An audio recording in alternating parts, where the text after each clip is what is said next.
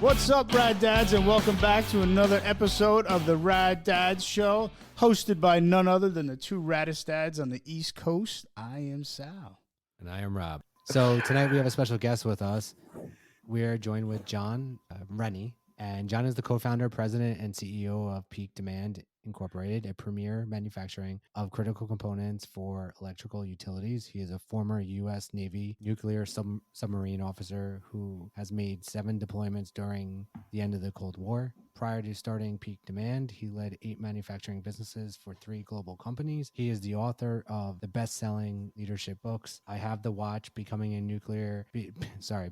Leader Worth Following, and All in the Same Boat, Lead Your Organization Like a Nuclear Submarine, and is the host of the Deep Leadership Podcast. The most important lesson he's learned in the past 30 years is leadership matters, which will probably be the name of this episode. Leadership can make a significant difference in the performance of any organization. He shares his thoughts and insights on business and leadership with the desire to create better leaders. His hope is that his work inspires you to look at leadership in a new light. Jon, welcome aboard. Hey, it's good to be here. So, can you tell us a little bit more about yourself besides the eloquent introduction by my co-host Rob? Yeah, so you hit it. I was a naval officer right out of college. I went to engineering school, got out as a mechanical engineer, and then I got into the Navy nuclear power program. Became a nuclear engineer for the Navy. Spent 5 years right at the end of the Cold War as a naval officer on the USS Tennessee. She was a ballistic missile submarine. And back then, our Soviets were our enemy, and apparently we're back now. So it's Russia's now the enemy again. So, but they were the bad guys, and we were doing strategic deterrent patrols, trying to keep them, keep them honest, and for us to stay honest, and it worked out for all those years. And I got out of the Navy, went into corporate, like a lot of people do. Went into corporate America, worked for 3 global companies, and I got a chance to run manufacturing businesses during that time. So I ran 8 different manufacturing businesses in those 22 years. And then 6 years ago, I packed up my corporate bag and I left and started my own company. And now I do the same things I was doing at the big companies, only I do it for myself. And I don't send the money to France or Zurich. I send it to keep it here in the U.S. So so I started my own company 6 years ago and been writing a lot of books on leadership, and been hosting my own podcast called Deep Leadership.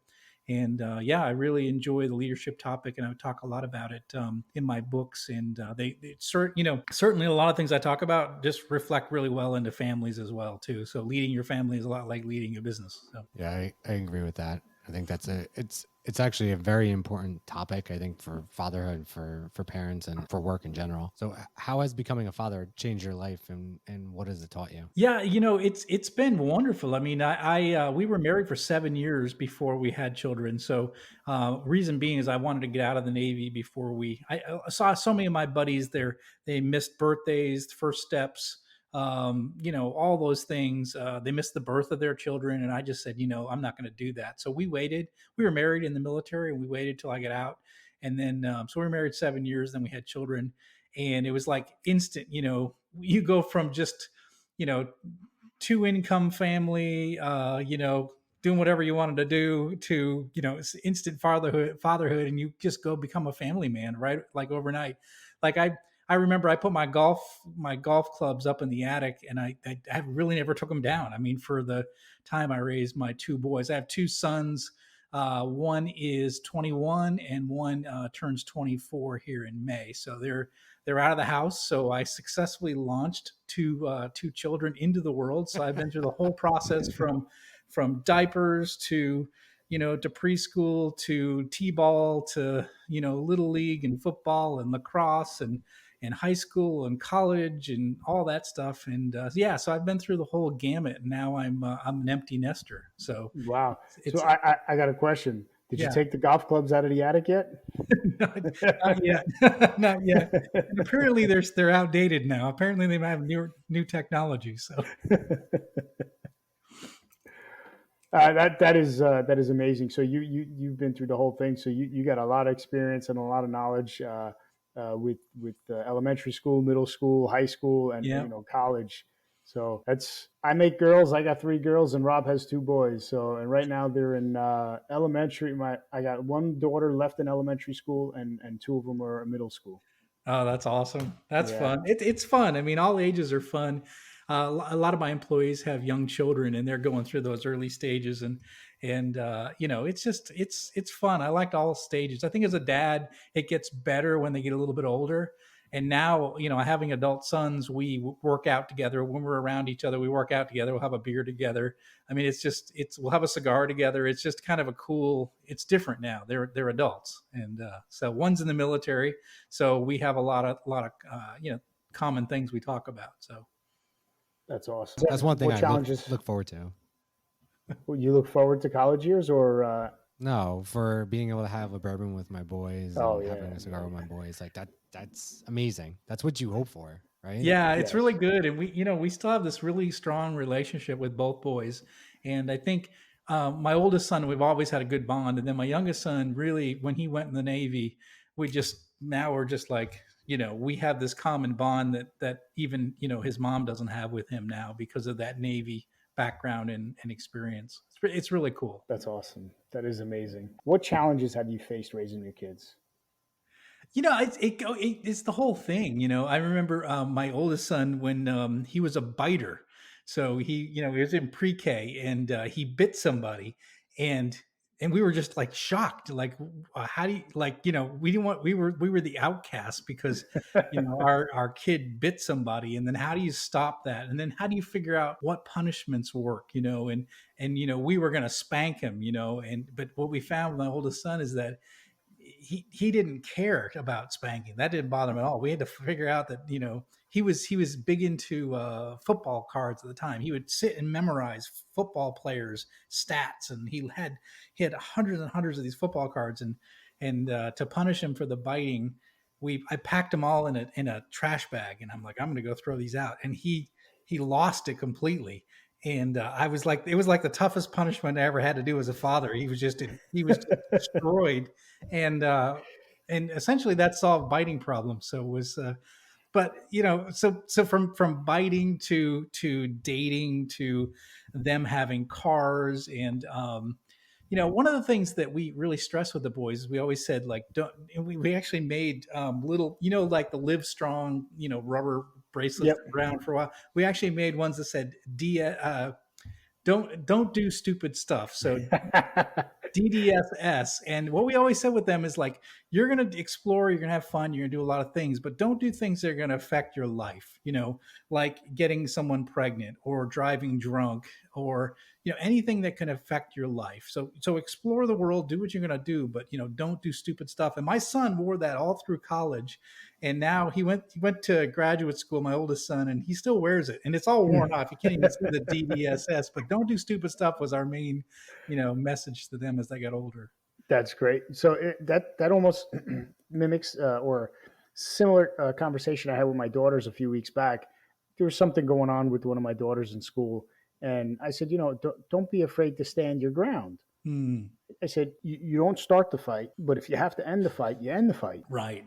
You won't get in trouble if you're defending yourself. I will deal with the principal. But I said, if you're gonna do stupid things, it will follow you until you graduate. Yes. I said everybody in the school has a file, and in that file goes your grades, goes your attendance, and if you do stupid stuff. Yeah. So almost like a light. Not that my kids are they do bad things, but a light bulb went off. They're like, oh my God. Yeah, exactly. Yeah. And I think, we've been fortunate that, like I said, they're 21 and 24, and they've not really gotten into any major trouble. I mean, we caught one smoking a cigar inside the house one time. We were asleep, and he had a buddy over, and they were smoking a cigar, and they opened a window thinking that would help. It's, come on. You don't think we're going to smell cigar smoke in the house? At least try to be a little better, or like we found a hidden case of beer one time, and, on the porch, like we're not going to go on our porch and find a case of beer sitting outside, So. Was it underneath the flower pot? No, it wasn't hidden. It wasn't hidden very well. It's almost like they forget that we were once young, and we try to get away with stuff. So true. So one of the challenges we face as dads is the work-life balance. How are you able to balance that, especially with two young boys growing up and coming out of your military career, working for 3 large global companies and then starting your own company? Yeah, I think, well, number one is I was fortunate. My wife stayed home as my kids grew, as they were really young. And then she was a teacher, and then she stopped working when my oldest was born. She stayed with them as they grew. And then when they got into middle school or whatever, she went and taught at their school, the same school they were at. So all 3 of them went to school every day together. So I was fortunate in that my wife could take, could be there, because I traveled around the world in those jobs and I was pretty busy in those jobs. But the one thing I think that I learned in the military is that we could never take our work home with us because it was all confidential. So once I leave the office, I pretty much am, I'm off the clock and I don't really spend time. A lot of guys will work on their computers after dinner and things like that. No, I didn't do that. I mostly spent time with family when I was home and kind of disconnected. And even today, I work out every morning, but I do it early morning so that I can come home from work and just be with my wife and we just relax in the evening. So I'm not rushing around trying to do different things. So That's an important factor, is that being able to turn it off when you leave work, yeah. being able to just walk out that door and say, okay, I'm leaving everything here and I'll be back tomorrow. I'm not worrying about a thing. Yeah. A lot of people have a tough time doing that. Yeah, and you really do need to turn it off. And and especially if you're working for a big company, you're one mistake away from getting fired. We think that we're so valuable, but 10 minutes after we're gone, they've found somebody else to fill our shoes. And we're just we in big, especially in big companies, we're just replaceable. And we kill ourselves for our companies to succeed, and then they have a layoff and they'll just get rid of you. So I just feel like our families are much more important than our jobs. We can always get another job, but we can never, and I believe in that, till death do us part. I've been married for over 30 years, and so I'm, pretty much like and I saw too many guys in the Navy got divorced. That's part of the reason I got out too, was I saw way too many divorces in my time, and it just seemed like that job was built um, for people not to have good, strong relationships. So yeah, I got out for that very reason, and certainly I wasn't going to put that in jeopardy by being stupid, being married to my job. So I was very successful in what I did, but I certainly wouldn't, work in the evenings. When I was home, I was with family. That's important. And Yeah. for writing your books, I assume you were doing that after hours, after the 9 to 5. So like probably in the evenings or early in the mornings, right? Yeah, it's funny you say that because I always envisioned writing a book would be like secluded in some cabin with I have 2 golden retrievers. My 2 golden retrievers by my feet, a fire in the fireplace, and I just write these books. These great words come to me. No, the way I wrote my books were during my lunch hour. I get up at 4 a.m. I work.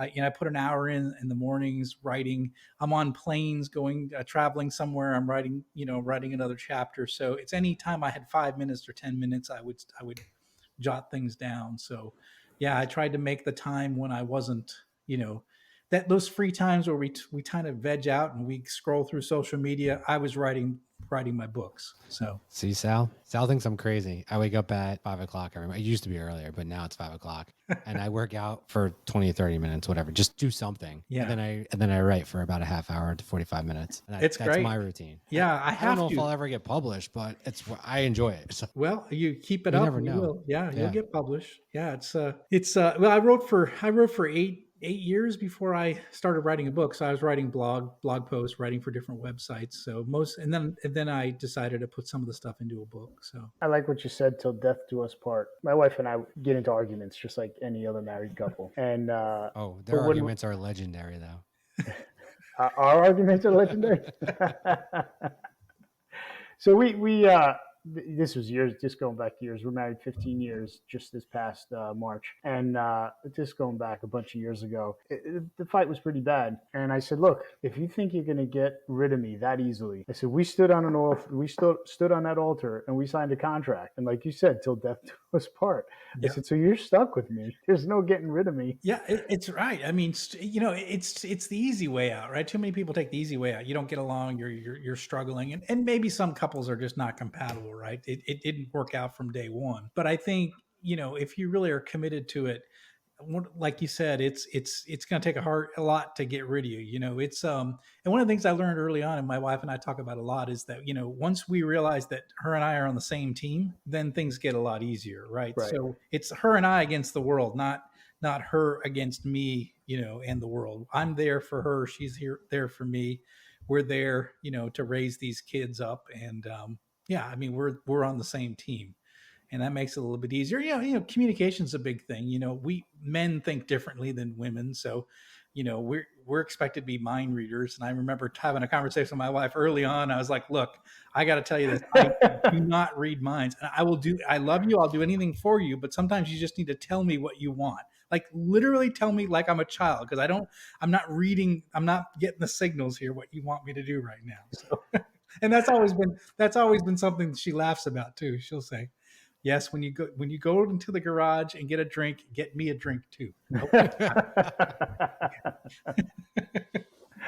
The hints, I'm the same way. I don't read between the lines. Just come out, be straightforward. Tell me what you want. Right. Exactly. Yeah. I hate the, and I just got to try and figure out what she meant by that. Say, no, you want something? Tell me what you want. Very simple. Yeah, exactly. Family traditions. Are there any family traditions that you've started that you would like your two sons to carry on? Yeah, I think we probably two. One is both boys went through a rite of passage when they turned 13. So we went and went for a long hike in the woods of North Carolina, and one we did it all with hiking, staying overnight, packing all of our stuff in there. So it was sort of a rite of passage for them, that just signaling they're becoming men. And I did that with my other son too. Although we ended up we did day hikes. We didn't stay overnight. We didn't hike all of our stuff in. We just did day hikes. But it was the same thing. It was a rite of passage. I think that's one. And then our a lot of Christmas traditions that we had. I think they'll likely keep going.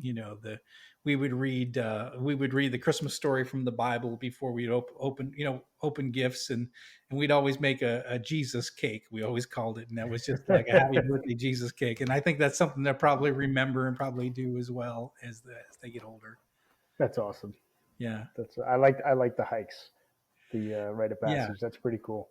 Yeah, I think it was really good. And, after that, I referred to them as men. I told, they were men, and now they were Rennie men, and they had roles and responsibilities. And I think one thing, as I look back and some of the things we did right is that, when they're younger, we needed to give them rules. And I think, children really respect that when they have rules, and they know that their parents care and they want them, to do certain things.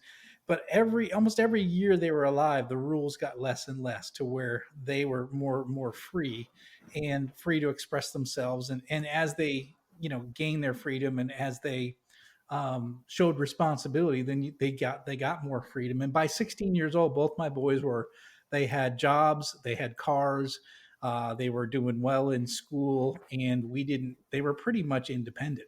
So by the time they hit, college and life, they could do their own laundry. They could make their own foods. They could take care of their vehicles. I mean, so I think, that's something that, there's always a debate. Do you control your kids? You don't not control your kids. Well, I think it depends on the age. I think as the boys got older, they got more freedoms. And, one thing I would tell you that we did really well, that I'm glad we did, is that restricting video games when they were younger, which was they only were allowed to play video games on the weekends. And I think that, and there was no arguments, because that was sort of the rule until they got into the 13s and 14s and 15s. And then we sort of let that go. But I think that's good, because I see a lot of kids, even my wife teaches kindergarten. Even kindergarten kids are they're addicted to these video games, and Wow. that's all they talk about in school. And I think that's a bit of a problem. I think video games are fun, and as a dad, I played with them, just so that I was in their world, right? That's their world, and we have to sort of go into their world. And so, yeah, I can play Halo with the best of them. So That's awesome. I can't. My kids are better than me. It's embarrassing. yeah, mine are much better than me too. But I have an 11 and we 8 have year fun. old. It was always kind of fun. Yeah. They're running circles around me. It's funny you said that because Sal's kids aren't gamers, but my kids are gamers, and our number one rule is they can't play, during the school during the school week. Because that's for school, that's for sports, or just reading. They can watch TV. I'm okay with that. It is what it is. I would like they watch less, but I'll pick my battles. But video games not allowed during the week. Yeah, that's a really good rule. And I think in my, again, as they got older, we relaxed that rule. As their grades were good, we relaxed that rule. But I think that was good early on because it set the tone that we didn't argue about it. It was just a rule in our house. And so I think that was really good for them.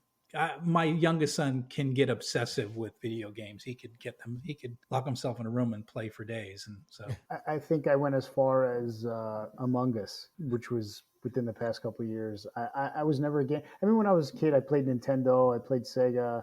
I didn't have PlayStation, I got Xbox later on, but I wasn't. I couldn't. I found myself just sitting there and 4 hours like this. yeah, And I look at those 4 hours. It's like, oh my god, I just sat here for 4 hours.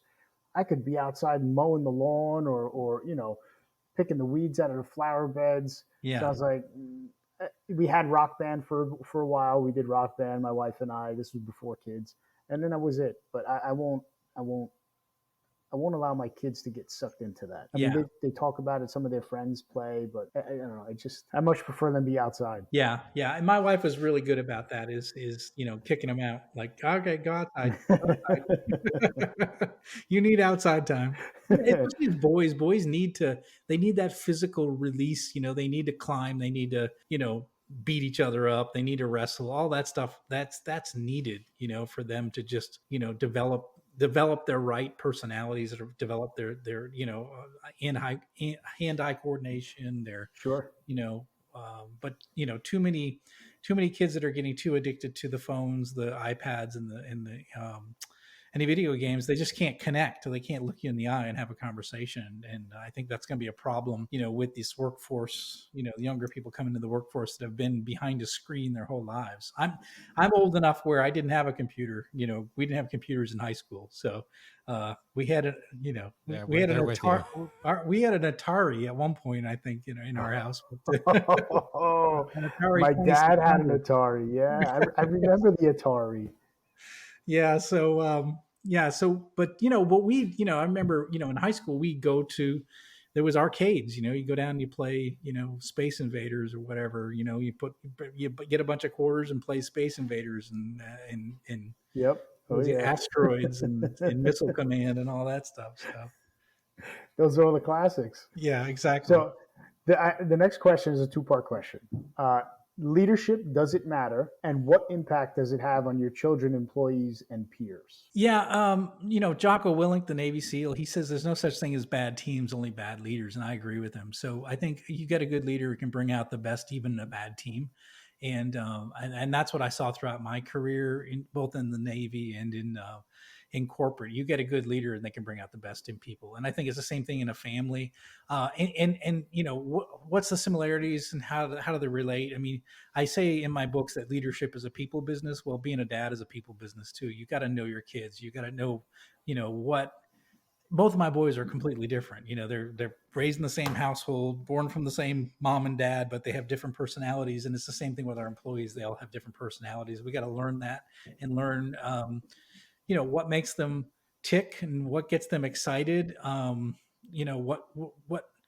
motivates them, and find those ways to try to bring out the best in our kids and in our employees. It's very, very similar. It's all about relationships. And, I learned relationships because I got locked in a metal tube for 3 months at a time in my early life. So relationships were important in the Navy. So the sailor next to you could save your life. So, we had those deep relationships.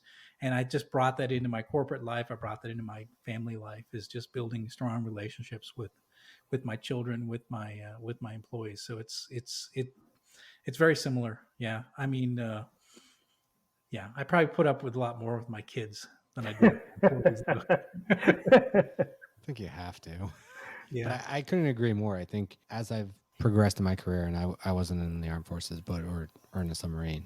God bless you for doing that. But as I progressed from an analyst to a manager to a director to a VP, like you can tell as you go up through the corporate ladder, who are the more successful executives, who gets the most out of their team, and why they're getting the most out of their team.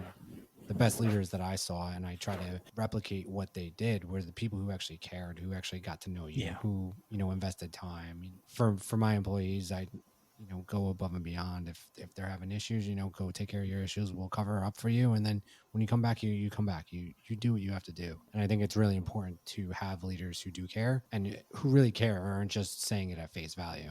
And that's one of the things that I've always admired about a lot of the strong leaders that I've followed. Yeah, if you have your employees back, then they're willing to take more risk. They try new things. When they know their boss is there to back them up, something bad happens. And same thing with our kids. If we give them the freedom and they know that the dad's going to be there no matter what, right? I love you no matter what, and you can try different things. You can make mistakes. As long as they're not the big life altering mistakes. And you're going to be there for them, and you're going to let them. And I think when they know that they come from a loving home with a strong foundation, that dad's going to love them no matter what, then I think they're willing to try new things and to explore life a little bit versus being, afraid to, come on, dad's going to find out and, I'm going to be dead. And I think that knowing that they've got a dad that loves them and is going to say, well, that was really stupid. Now what are you going to do about it? Like the one time my son tried to put diesel. Well, he did put diesel in his non-diesel car. So, like, he was smart enough to call me before he started it. But then I said, what are you going to do now? He's like, I don't know. Oh, what do you do in a situation like that? I mean, because I don't even know if you can siphon it out. Yeah, so we have AAA for the boys, and I said, well, you've got your AAA card. You're going to call them, and they're going to take it to their center, and that's what they did. They siphoned the gas and refilled the gas tank, and didn't have to flush it out because they never started the engine. But I think they probably ran some gas through it, then siphoned it out again, and then put gas in it and ran. So, yeah. Wow. But he had to take care of it all, so he made the mistake. So there's consequences, for we don't. And the other thing too, I think a lot of dads try to jump in and prevent our kids from having consequences, but consequences are great learning tools. So, so we're happy to provide consequences when they arise. You fail a test and you've got to take an extra, or you got to do something extra. Okay, that's your fault for that's a consequence of your action. And I think we were good to let our kids face those consequences and learn those lessons. We didn't nerf it up for them too much. We let them feel the sharp edges of life, and I think that was better that way. I think that's important because you get to learn more from your failures than from your successes. 100%. Yeah. Well, that's true, because I mean, there's always that term helicopter parent. You can be a helicopter parent to a certain extent. You want to be there to catch your child. Every parent does. But if you want your child to learn, they must fall and feel what it feels like to fall. Feel that pain to understand, maybe I shouldn't do that again because I fell and it hurt. Yeah. So some parents, they just don't understand that. Yeah, and I understand the we don't want our kids to face pain, right? We love them, we don't want them ever to hurt, but I think sometimes the pain of failure is the best teaching tool. So we were always we always allow them to have consequences for their actions and let them deal with the consequences. And we were always there to guide and help, and we're not going to abandon them, but we certainly and we would. It's even kind of funny in our family. My boys will say, "Oh, I guess I got to deal with this, right?" And I'm like, "Yeah, you made the decision. We have to deal with it." So, That's good. But I mean, it works, you know, that they grew up to be fine young men, right? Yeah, exactly. Yeah, I mean, I think I consider it, a success to have raised two boys that are, they're no longer dependents of mine. They're both earning a pay. They're living on their own, and I think that's what we have to do as parents is raise our kids and let them go off into the world and do their own thing. All right, let's get into the rapid fire round. Oh shoot. John. All right. Favorite book? Well, it's a leadership book because I write leadership book. But First Break All the Rules by Marcus Buckingham is the one that changed my thinking about leadership 100%. So that's probably my favorite book. I give that to a lot of new leaders. All right, I'll have to read that. Favorite food? Pizza. Favorite sports team? New England Patriots. Oh boy. Favorite dad moment? I grew up in New England. What can I do? Favorite dad? What? Moment? Oh yeah, almost every picture of me with the family, my arm is in a weird way, and they call it, my boys call it the awkward arm. So I always have an awkward arm in every photo. So dad's awkward arm, so the awkward arm. That's pretty funny. Favorite bourbon and cigar pairing? So I'll do a Weller Antique 107 with a Perdomo Habano Maduro. It's aged in bourbon barrels. It's a good cigar. I give it to all my friends. It's my favorite. Can you repeat that? It is It's a Perdomo Habano. Okay. Yeah, and it's a Maduro wrapper, and it's Okay. and it's Perdomo Habano. Yeah. Favorite vacation spot? Definitely gonna try that. It's really good. You go on my Instagram page, you'll see pictures of it. So, favorite vacation spot? probably one of the national parks. I would probably Yosemite. Wow, very cool. Best dad joke? Well, I'm the guy that always comes up with like when you're leaving somewhere, you have to say something. So one of the ones we say is let's make like a shepherd and get the flock out of here. So that's the one I like that one. My boys have heard a million times. So. All right. Can you tell our listeners where they can find you? Yeah. Everything about me is at my website, jonsrennie.com. And links to my socials are there. My books are there. My podcast is there. So yeah, jonsrennie.com. That simple. Awesome. So one last question that we ask all fathers. If you can impart a word of wisdom to all our expectant fathers or seasoned fathers, what would it be? I would say just relax and enjoy the ride. I mean, it's fun. Every age is different. And, just enjoy it. Enjoy your children. And just remember that, you're leaving a legacy. So, what is it that you want them to carry on when you're gone? So what's that legacy you're leaving? That's a first. Oh, that's a good one. I like that. I'm older, so. More insightful, more wise. Well, he's got 24-year-old and a 21-year-old. Yeah. Yeah. So he's got the experience. All right, John, thank you so much for coming on our show. Hey, thanks. I really enjoyed it. John, it was excellent. Thank you very much. It was a pleasure meeting you, and thank you again for your service. Thanks again. I really had fun.